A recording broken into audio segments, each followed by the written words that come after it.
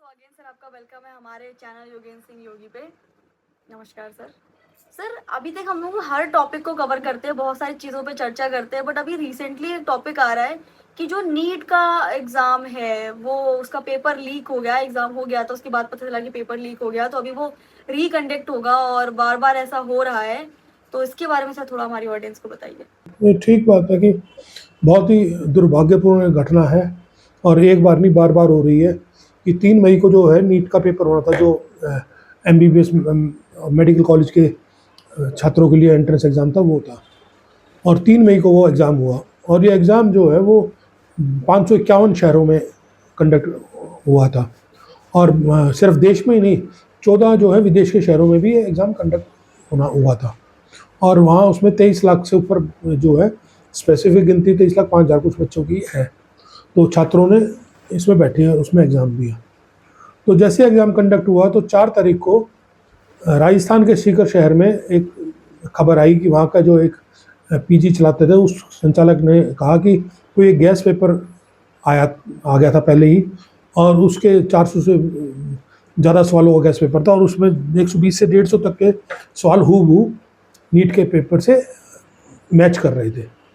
और जैसे फिर जो इन्वेस्टिगेशन एजेंसीज हैं उनके कान खड़े हुए, फिर उन्होंने पता चला कि राजस्थान के 2 भाई हैं, उन्होंने गुड़गांव से जो है वो एक कोई डॉक्टर था, उससे वो पेपर, डॉक्टर वहाँ का गैंग था गुड़गांव का, वहाँ से वो 30 लाख में पेपर खरीद के लाए और उन्होंने आगे वो पेपर बेचा।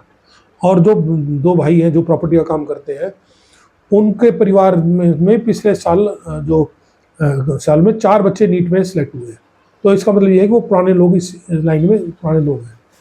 और जब गुड़गांवा जांच की तो पता चला कि वो जो गुड़गांवा जो है वो नासिक की किसी प्रेस से वो पेपर ओरिजिनली एज ए उसको गैस पेपर क्लेम किया गया, पर वो ऑलमोस्ट उसमें सारे पेपर हूबहू जो थे उससे मैच कर रहे थे। और वहाँ शुभम खैरनार नाम के एक आदमी को, व्यक्ति को गिरफ्तार कर लिया, जो नासिक की प्रिंटिंग प्रेस है, वहाँ से ये हुआ। तो इन्वेस्टिगेशन चली, और पर जब जांच की तो पता चला कि ये पेपर जो है इसका दायरा बहुत बड़ा हो गया। कम से कम 7 स्टेटों में पता चला कि इस पेपर की लीकेज हुई है। उसमें J&K भी है, राजस्थान है, आंध्रा है, तेलंगाना है, महाराष्ट्र है। तो मतलब कि इस तरह से ये सब पता चला। तो उसमें सारे छात्रों में बहुत गुस्सा फूट गया, और कुछ संगठनों ने जब आंदोलन किया, सब उतरा, तो जब जाके सरकार की नींद जागी और उन्होंने फिर नीट पेपर को रद्द कर दिया, इसको दोबारा करने को। तो और ये पहली बार नहीं हुआ, पिछले 10 साल में कम से कम 91 बार ये पेपर लीक हो चुके हैं। उसमें नीट के भी हैं और लोकल बॉडीज़ के हैं, सिपाही भर्ती हैं, हर तरह के एग्ज़ाम जो है इस देश में लीक हो रहे हैं। तो और उससे छात्रों में जो बेचारे ईमानदार छात्र हैं, जो मेहनत करें, ज़्यादातर ईमानदार, वो जो बेईमानी करने वाले और जो इस तरह के क्रियाकलापों से गुजरने वाले, तो मुट्ठी सिर्फ उंगलियों पे गिने जा सकते हैं, वो छात्र तो बहुत ही कम है। ज़्यादातर छात्र जो है मेहनत और ईमानदारी करने वाले हैं, तो उनके सपनों पे सब पूरा कुठाराघात हुआ।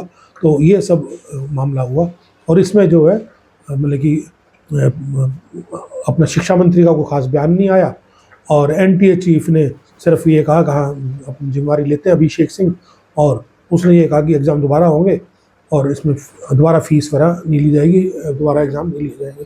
तो इस तरह से बहुत बड़ा एहसान कर रहे हैं। तो इस तरह की उसके सामने बात आई है। ऐसा हुआ था और इतने स्टूडेंट देते हैं, उसके बाद भी उन्हें इतनी तकलीफ का सामना करना पड़ता है।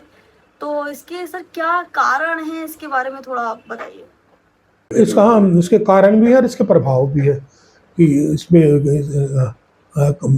इसके प्रभाव भी बहुत, कारण से ज़्यादा इम्पोर्टेंट इसके प्रभाव है। तो कारण तो सीधा सीधा साफ जो दिखाता है कि जो राष्ट्र में, जो देश में, या जो प्रॉपर लीडरशिप है, उसकी इच्छा शक्ति पे सबसे पहले खबर आ रही है कि 10 साल में जब इतने पेपर लीक हो रहे हैं, हर बार हो रहे हैं, और हम विश्व गुरु बनने की क्लेम करते हैं कि हम विश्व गुरु बनेंगे, जब हम एक ढंग से एक पेपर कंडक्ट नहीं करा पाते, ढंग से कोई, मतलब कि जो एक पेपर है और वो एक बार लीक हो, 2 बार हो, 3 बार हो, तो बार बार लीक हो रहा है, और उसका अपने बार बार ये हो रहा है, और उस पर किसी की जिम्मेदारी नहीं, किसी भी ठोस कार्रवाई नहीं। तो उसमें तो ये लगता है कि इच्छा शक्ति की कमी है। और ये भी लगता है कि जो इनके पीछे लोग हैं वो सामने नहीं आ पा रहे और उनका कहीं ना कहीं बहुत ज़्यादा उनको कोई पॉलिटिकल शेल्टर उनको मिलता है, जब भी इनमें इतनी हिम्मत होती है। नहीं तो अभी लेटेस्ट 2024 में पेपर लीक हुआ था, उसमें बहुत सारे लोगों को चार्जशीट किया था, मतलब कि सॉरी अरेस्ट किया था और मुकदमा चला था।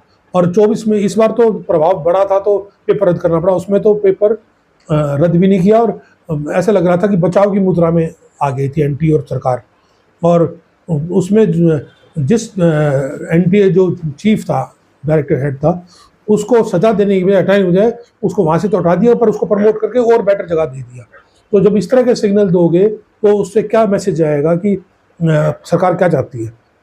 और जो था कि पेपर में जो केस चल रहा है उसमें अभी तक चार्जशीट फेल नहीं हुई, 2024 का जो मुकदमा है। और उससे पहले बिहार में एक उस पेपर लीक उसमें एक सिपाही पकड़ा गया था जिसके तार जो है 2024 में जुड़े हुए थे लीक से। उस के खिलाफ कोई ऐसे 90 दिन तक कोई ऐसे कागज ही नहीं दिए जिससे उसको आराम से बेल मिल गई। तो इस तरह का मामला जो है सरकार की नीति दिखती है कि भाई अगर इतने सीरियस होते तो इस केस को ढंग से चलाना चाहिए था और जो भी इनके पीछे बड़ी मछली है उनको पकड़ के उचित सजा मिलती, तब तो ये पता चलता। पर जब जिस तरह से अगर लीपापोती हो रही है, जैसे मध्य प्रदेश में बहुत साल पहले वो जो व्यापम घोटाला हुआ था उसमें हजारों लोगों का नुकसान हुआ, कितने लोग अरेस्ट हुए, उसमें मतलब 50 से ज़्यादा तो मौतें हुई हैं, कुछ सुसाइड किया, किसी का एक्सीडेंटल मर्डर हुआ तो उसका कुछ नहीं निकला। तो इसी तरह से इसका नीट का चल रहा है। तो और इसका प्रभाव इतना बड़ा है कि 23 लाख बच्चे जो हैं, जब घर में एक बच्चा एग्जाम देता है तो एक बच्चे का सवाल ही नहीं, उसके पीछे उसका पूरा परिवार लग जाता है, पूरे परिवार के साधन, पूरे परिवार के आय, पूरे परिवार की इकोनॉमिक टाइम टेबल, माँ बाप बहन भाई, जब जो है सब पे लगता है। और अब वो जो दोबारा एग्ज़ाम होगा तो उसमें मान लो उन्होंने फीस के लिए कह दिया, पर जो कोचिंग का टाइम बढ़ेगा, जो बच्चों के पे दिमाग पे जो उसका प्रतिकूल प्रभाव पड़ा है साइकोलॉजिकल पड़ेगा, जिन बच्चों ने रात रात जग के पढ़ाई की उनको दोबारा फिर पढ़ना पड़ेगा, फिर दोबारा एग्ज़ाम देने जाएंगे तो ट्रैवल एक्सपेंसेस है, वहाँ रहने का खर्चा है, ये सब चीज़ें आर्थिक, ज़्यादातर परिवार लोग इस वजन को उठाने लायक नहीं है। फिर उनका टाइम पीरियड जितना लेट होगा उनका सेशन और बड़ा बढ़ेगा। मेडिकल की पढ़ाई वैसे ही बहुत बड़ी होती है, बहुत कॉम्प्लिकेटेड होती है, उसमें जो है ये और जुड़ जाएगा। तो ये जो है प्रभाव मतलब कि बच्चों के दिमाग पे, परिवारों के आर्थिक स्थिति पे और देश की प्रतिष्ठा का भी सवाल है इसमें। पूरे दुनिया में हमारा क्या मैसेज जाता है कि हम जो है एक पेपर ढंग से नहीं करा सकते। इससे पहले भी हम सालों साल इस शिक्षा प्रथा देखी, हमारी सरकारी एजेंसी थी, वो सीबीएसई बोर्ड था, एनसीईआरटी था, पेपर कंडक्ट करते थे। हमने कभी नहीं सुना कि इस तरह के पेपर लीक होते हो, कभी इस तरह की बात हो। छोटी मोटी जिस सेंटर में नकल वकल की बात तो अलग है, पर इस तरह से ऑर्गेनाइज तरीके से पेपर लीक कभी नहीं होते देखे। तो इसमें जो है इसका बहुत ही व्यापक शिक्षा जगत पे और भारत के विद्यार्थियों के भविष्य पे और हमारी भारत की रेपुटेशन पे सब पे बहुत बुरा प्रभाव पड़ेगा। तो इसका भविष्य में क्या कैसे रहेगा, इसको कैसे रोका जा सकता है कि ऐसी चीज़ें दोबारा रिपीट ना हो, छात्रों को और परेशानी ना हो, उसके बारे में बताइए सर। रोकथाम का तो एक ही तरीका है कि सरकार जो है पारदर्शी तरीका लाए और मजबूत तरीका लाए और सीधी सी बात है रिस्पॉन्सिबिलिटी तय हो। अगर पेपर लीक हो रहा है तो एनटीए चीफ ऑफ यू का यू बैठा है, एजुकेशन मिनिस्टर जो है बयान नहीं दे रहा। अगर ऊपर से जब तक कार्रवाई नहीं होगी, जब तक नीचे वालों पे कोई असर नहीं हुआ, तुरंत कार्रवाई होनी चाहिए। जैसे पहले सरकार होते थे, शिक्षा मंत्री का इस्तीफा हो, एनटीए चीफ को बर्खास्त किया जाए, जो भी लगे आदमी इसके जिम्मेवार हैं, और हाई पोस्टों पर, ये नहीं नीचे कलर वाले को, ऊपर से लेकर नीचे तक जो भी जिम्मेवार लगे उसको तुरंत उस पर कार्रवाई किए। हालांकि सरकार ने पीछे नियम बनाया, कड़ा नियम बनाया कि इसमें 5 से 10 साल की सज़ा है और 1 करोड़ रुपए का जुर्माना है, पर कानून नियम बनाने से बात नहीं बनेगी, वो ज़मीन पे धरातल पे दिखना भी चाहिए होता हुआ। तो मतलब सरकार में एक ही देखा जा रहा है, पूरी यूनिवर्सिटीज़ में, सारी संस्थाओं में एक ही विचारधारा के लोग भरे गए हैं।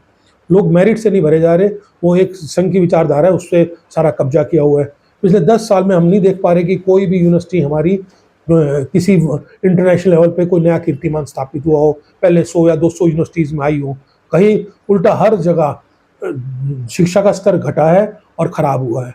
तो इसका तरीका तो यही है कि सरकार को इसको पारदर्शी बनाना पड़ेगा, और सरकार नहीं करती है तो पब्लिक को, छात्रों को, और पब्लिक के जो छात्रों के अभिभावक हैं, संस्थाएं हैं, राजनीतिक संस्थाएं हैं, सब संस्थाओं को रोड पे आके प्रदर्शन करना पड़ेगा डेमोक्रेटिक तरीके से। हम कभी किसी हिंसा को बढ़ावा नहीं देते, अहिंसक होना चाहिए, डेमोक्रेटिक होना चाहिए, और सरकार को मजबूर करना चाहिए कि वो इस तरह की एक व्यवस्था बनाए कि जिससे जो है पेपर की शुचिता बनी रहे, उसकी जो सेंसिटी है वो बनी रहे, पवित्र हो, जब जाके मेरिट से लोग आएंगे।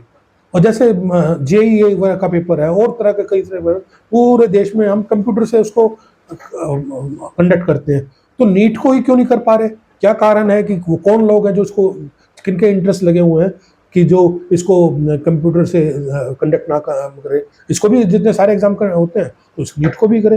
तो इसको साफ लगता है कि कुछ लोग सत्ता में ऐसे बैठे हुए हैं कि जो इस तरह के काम को होने नहीं देना चाहते और इसको सफाई नहीं करना चाहते। तो जरूर उनके कहीं ना कहीं हित जुड़े हुए हैं, जब तक वो होंगे जब तक बात बनेगी नहीं।